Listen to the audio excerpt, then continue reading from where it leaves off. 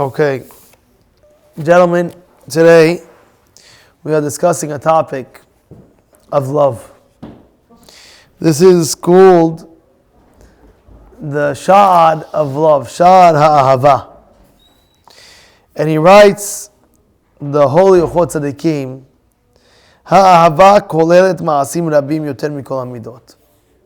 Love, it's included in it more things than any other character trait. Because you have to understand, when you love someone, the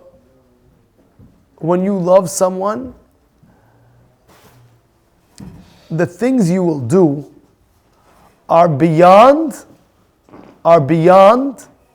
normalcy.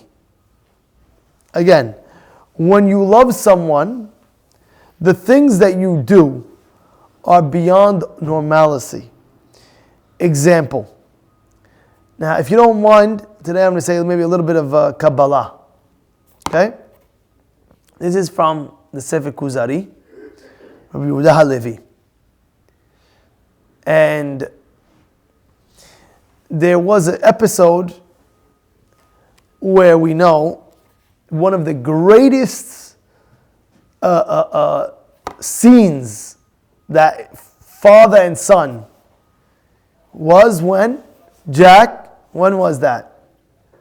When Yosef is greeting his father after 22 years of thinking that he's lost Yaakov, and it's brought down that morning, Yosef harnessed his horse by himself. Now you must understand, when you're king, when you're second to king, you have thousands of slaves, of servants serving you. You don't pick a finger. You don't pick your finger up. You need a water, you go like this. 10 guys ready, here's water. I'll take this one from you. Oh, I wish you took it from me. Yeah. Now Yosef had all of that. And yet, it says that Yosef harnessed the horse himself.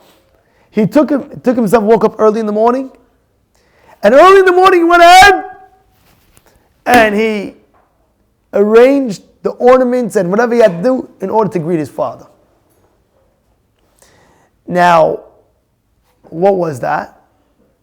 It was the love that he had for his dad that went beyond what he didn't need to do that.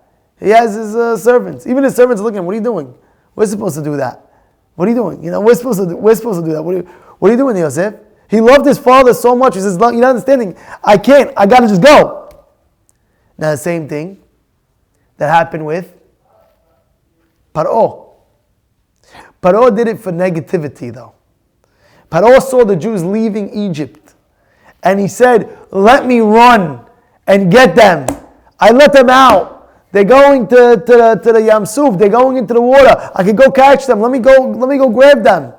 And it says that Paro was the one who harnessed his horse himself in the morning. He did it himself. He didn't wait for nobody because his love to catch the Jews was so great. He wanted to catch them. And therefore he did things beyond. And it says what prevented that was Yosef's mitzvah and love that he had for his father. That prevented Paro's act. He couldn't succeed. Because the Sefer Kuzari says, when a person does a mitzvah, he doesn't just do an act. He does an act of creation. Every time you do a mitzvah, you're creating something in the world. You understand what I'm saying?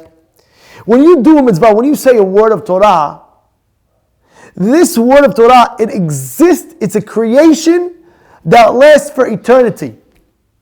It could be a guy in another 100 years walks by and he feels a sensation of making tshuva to Hashem. Because at that point where you spoke was Torah.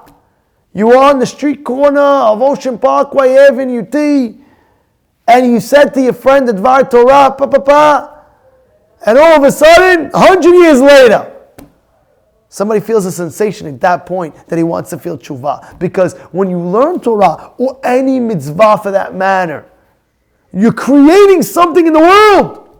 And God's name, when Moshe Rabbeinu was saying, what should we call you? You know what the Torah says? Ehyeh asher ehyeh. What does that mean? Ehyeh means in the future.